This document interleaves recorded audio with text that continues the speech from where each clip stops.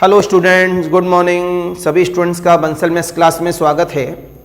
तो पिछले लेक्चर में हम लोग आपको दे रहे थे आईटीजेएम के लिए, नेट जेआरएफ के लिए, निमसेट के लिए, सीयूटीपीजी के लिए लिमिट एंड कॉन्टिन्यूटी। लिमिट में हमने आप लोगों को पिछले लेक्चरों में डिफाइन किया है ग्रेटेस्ट इंटीजर एंड मॉडुलस। आज हम बात करना चाह रहे हैं इसके अंदर सबसे पहले इसकी प्रॉपर्टीज के बारे में। एल्जेब्रिक प्रॉपर्टी, कौन सी property? Algebraic property plus minus multiple divide. और हम काम करेंगे इसमें किस केस पर बेटा? रेशनलाइज फंक्शन पर। साथ में काम करेंगे हम लोग स्क्वायर रूट वाले नेचरों पर कि न्यूमरेटर एंड डिनोमिनेटर जो हमारे पास रेशनल फंक्शंस हैं उनके साथ में स्क्वायर रूट के साथ एप्लीकेशन कैसे करते हैं। ओके, तो आज का लेक्चर इस बेस पे काम करेगा। तो इस लेक्चर के साथ में आगे और भी लेक्चर्स मिलेंगे, एक दो हो सकता है कि ये आप लोगों को ऑनलाइन में दिख रही हों, वो भी फ्री में। अदरवाइज ज़्यादातर लेक्चर हमारे पेड होते हैं। तो आते हैं हम लोग सभी वापस। तो सबसे पहले हमारे पास में आता है इस जगह पर एल्जेब्रिक लिमिट के बारे में बात करते हैं, क्योंकि हमारे पास प्लस माइनस मल्टीपल डिवाइड सब इसमें आता है। एल्जेब्रिक लिमिट्स जब हम लोगों ने आप लोगों से एल्जेब्रिक लिमिट्स की बात की तो सबसे पहले हमने आपको डिफाइन किया यहां पर लिमिट। ये हेडिंग रहेगा हमारे पास एफ ऑफ एक्स बराबर एल। फिर हमने आपको जवाब दिया लिमिट। भाई लिमिट एक ही रखिएगा, फंक्शन चेंज होगा केवल स्मॉल एम। उससे भी बड़ी बात है, ये जो एल है वो कैसी होनी चाहिए? Exist value. और ये भी अपने आप में कैसा होना चाहिए?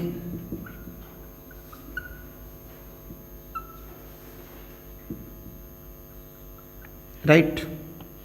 तो आपने सबसे पहले यहां पर बात किया एडिशन का।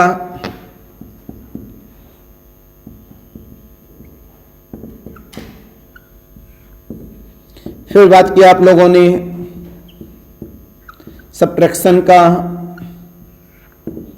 फिर आप लोगों ने बात किया मल्टीप्लिकेशन का। फिर आपने बात किया यहां पर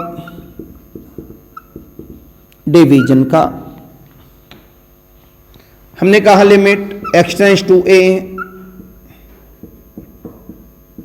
f of x plus g of x के लिए चलना है, तो हमारी लिमिट अपने आप में अलग अलग टूट जाती है। x tends to a plus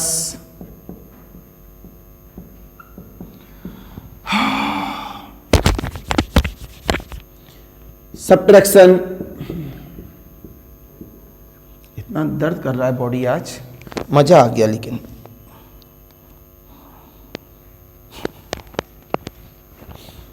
subtraction की हम लोग बात कर रहे हैं यहां से।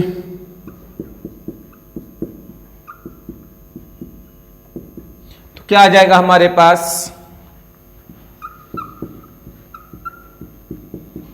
अलग अलग ओपन कर दिया जाएगा। अब हम मल्टीपल की बात कर लेते हैं यहां पर।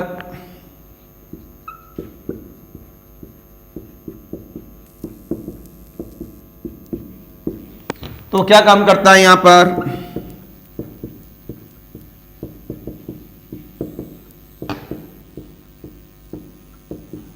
जी ऑफ एक्स। हम डिवाइड की बात कर रहे हैं यहां पर।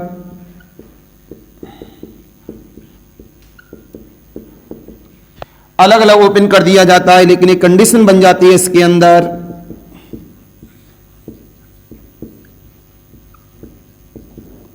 तो हमें बताना होता है m is not equal to 0 because g of x पे जो लिमिट है वो अपॉन में आएगी। अपॉन में 0 अगर हो गया तो वो अपने आप में रिप्रेजेंटेशन नहीं कर पाएगा, ये हमें बताना होता है। फिर हमने आपको जवाब दिया यहां पर विद कांस्टेंट मल्टीपल। पांचवा नंबर आ जाता है जो C है उसका नाम क्या है? कांस्टेंट। कांस्टेंट बाहर आ जाता है हमेशा, इसे कहा जाता है C इंटू एल। फिर छठवां नंबर हमारे पास आ जाता है modulus of F of x. जब हम लोग modulus of F of x की बात करते हैं तो लिमिट की एंट्री मॉडुलस के अंदर हो जाती है।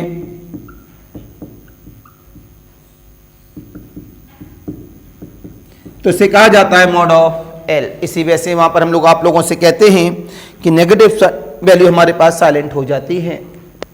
फिर हमने बात किया आगे वाला number F of X to the whole power of G of X. तो अपने लिए काम कर लेता है, पावर में भी काम करता है, तो L to the power of M. बस क्या नहीं होना चाहिए, इनडिटर्मिनेट फॉर्म नहीं होना चाहिए। क्या नहीं होना चाहिए, इनडिटर्मिनेट फॉर्म नहीं होना चाहिए। अगर इनडिटर्मिनेट फॉर्म में तो डायरेक्ट लिमिट को अप्लाई नहीं कर सकते। ये जानना आप लोगों के लिए बहुत ज्यादा जरूरी होता है। फिर आता है हमारे पास अगले वाला नंबर, तो एफ ऑफ एक्स की वैल्यू है या तो प्लस इन्फिनिटी आ जाए या फिर माइनस का infinity comma then this is the contradiction nature. आप कहेंगे सर अभी तो थोड़ी देर पहले आप मना किए थे। यस, बिल्कुल मना किया था, लेकिन this is the contradiction nature.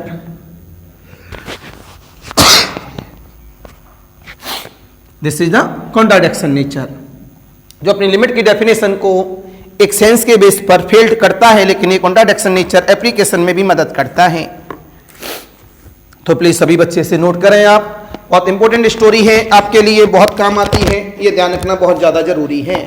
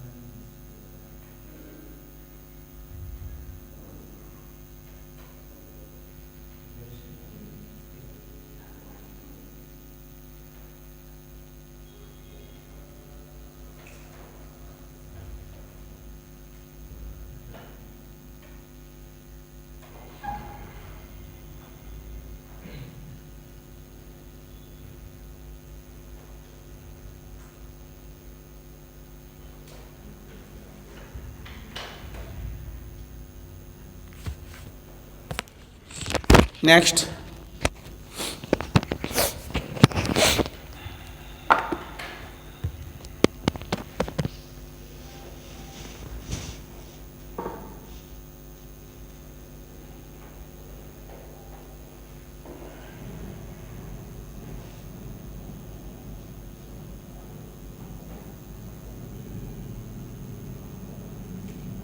सभी की बात समझ में आ गई? Plus minus multiple divide constants के साथ, पावर के साथ, बस इनडिटर्मिनेट फॉर्म और ये इस तरह के नहीं होनी चाहिए। तो ये लेक्चर हमारे पास किस में जाने वाला है कि अलजेब्रिक के साथ और किस में रेशनलाइजेशन मेथड में हम लेके जा रहे हैं, जिसमें स्क्वायर रूट न्यूमरेटर में और डिनोमिनेटर में आता है। तो ये लेक्चर भी अपने आप में very very very most important है।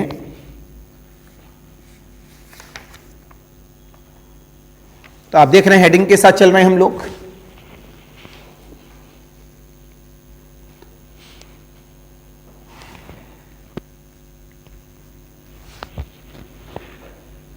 Any confusion, any doubt? बताओ बच्चा लोगों।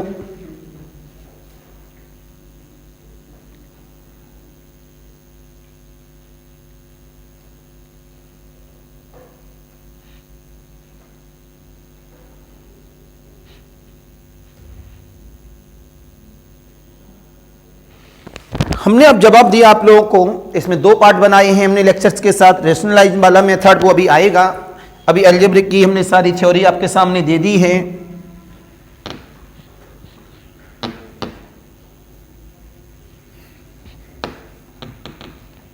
हमारे पास आता है प्रॉब्लम नंबर 1। प्रॉब्लम नंबर 1 कहता है limit x tends to minus का 2 एक्स स्क्वायर माइनस का x माइनस 6 का whole square upon the x plus 2 का होल स्क्वायर। कलम रोकेंगे सभी बच्चे। अरे याद आया, न्यूमरेटर भी है डिनोमिनेटर भी है। अगर हम लिमिट अप्लाई करते हैं तो -2 + 2 0 हो रहा है और पॉलिनोमियल भी है। पॉलिनोमियल में डायरेक्ट लिमिट अप्लाई की जा सकती है बिकॉज वो अपने आप में एक फाइनाइट इंटरवल पर कॉन्टिन्यूअस नेचर का रिप्रेजेंटेशन देता है। बस 0/0 या ∞/∞ फॉर्म ना बन रहा हो। हमने जवाब दिया आज की डेट में हम माइनस मतलब लेफ्ट हैंड लिमिट और राइट हैंड लिमिट में जाना पसंद नहीं करेंगे। आपने देखा -2 + 2 0 बना रहा है। आपने देखा 4 और 6 0/0 फॉर्म बना रहा है। 0/0 फॉर्म तो इंडिटर्मिनेट फॉर्म होता है, जिसके बारे में हमने अभी आपको कुछ नहीं बताया है। इसका मतलब उस रूल का अप्लाई नहीं कर सकते। इसका मतलब ये हुआ होगा इसके फैक्टराइजेशन हो रहे होंगे। अगर हम फैक्टराइजेशन की यहां से बात कर रहे हैं जगह पर, तो हमारे पास कितना मिलेगा? इसका फैक्टर हम लोगों ने कर दिया। तो हमारे पास मिला x माइनस का 3 x प्लस का 2 का स्क्वायर। x जो 0 बना रहा था वो गायब हो गया, कट। अकेला सिंगल पॉलिनोमियल बच्चा in the numerator direct apply किया जा सकता है, लेफ्ट और राइट निकालने की जरूरत नहीं है। तो -2 - 3 का होल ऑफ स्क्वायर बना देता है 25। तो इसका जो आंसर हमारे पास बना वो 25 है। चॉइस में दिया गया था 25, 16, 9 and 1. Answer is A. Now do there any confusion, any doubt? बोले बच्चे लोगों, कुछ समझ में आया? कुछ कहना चाहेंगे? बोलो बच्चा। हेलो, समझ में आ गया? तो ऑनलाइन वालों के लिए नमस्कार, bye bye, because I am not comfortable. तो इस लेक्चर को कल के दिन आगे बढ़ाएंगे। किसके साथ में? रेशनलाइज मेथड के साथ में, क्योंकि अलजेब्रिक स्टार्ट कर दिया है।